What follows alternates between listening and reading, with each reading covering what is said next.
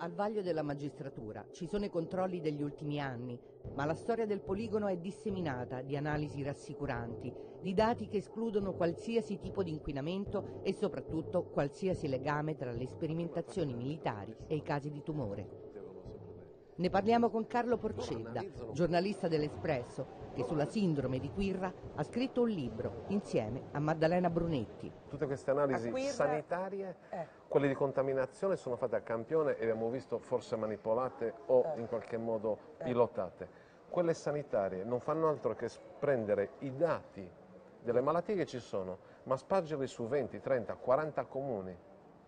E quindi le medie tornano a essere in qualche modo rassicuranti.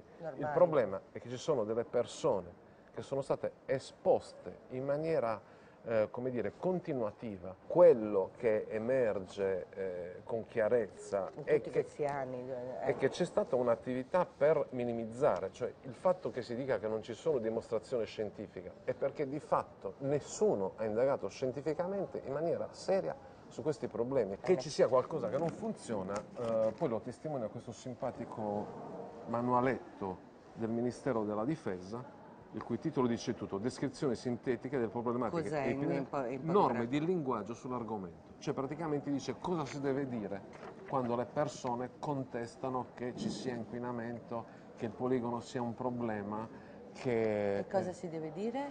Si deve dire, per esempio, guardi, io non sono certo un oncologo, ma le posso dire che nella mia famiglia, che da sempre vive qui, non si sono registrati casi. E veniva dato a chi? Ai comandanti? Sì, dato diciamo che è un soldati? piano di comunicazione.